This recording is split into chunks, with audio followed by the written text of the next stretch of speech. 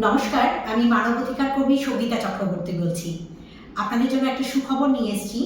আগামী আগামী 23শে জানুয়ারি 2025 আমরা কলকাতা রোটারি সদনে আমাদের সংগঠন এস হিউম্যান রাইটস ফাউন্ডেশনের একদিনের একটি মানবাধিকার শিবিরের আয়োজন করতে চলেছি।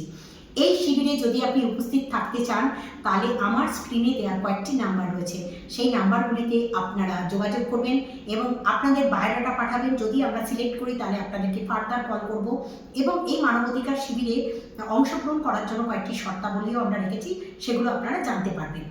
আর আরও একটি কথা, এই মানবাধিকার সংগঠনে যারা যুক্ত আছেন, আমাদের ভারতবর্ষের বহু নামকরা অ্যাক্টিভিস্ট, তারাও কিন্তু এই সময়ে এই ট্রেনিং প্রোগ্রাম তারা কিন্তু বাইরে থেকে এসে যুক্ত হন এবং তাদেরকে ট্রেনিং দিয়ে তাদেরকে মানবাধিকার কর্মী, পূর্ণাঙ্গ মানবাধিকার কর্মী তৈরি করে দেন। এবছরে মানবাধিকার কর্মীদের কাছে আমাদের যেহেতু অতুল সুভাষ, যিনি আমাদের রিসেন্টলি একটি ঘটনার জন্য আমরা তাকে মনে রেখেছি, পুরুষাধিকার আইন নিয়েও এবারে একটু আলোচনায় রাখতে হবে, তার আবেদনও আমাদের কাছে এসে জমা পড়ছে। এই মানবাধিকার সংগঠনটি পশ্চিমবাংলার বুকে গ্রামে গঞ্জে মানুষের পাশে থেকে মানুষের অধিকার নিয়ে কাজ করে চলেছে আপনাদের আশীর্বাদ নিয়ে।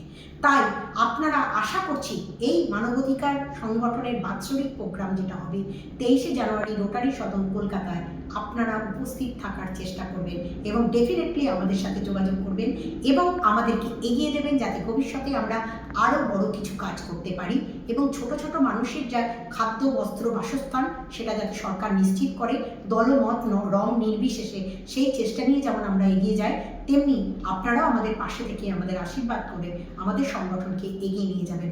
ভালো থাকবেন। জয় হিন্দ, বন্দে মাতরম।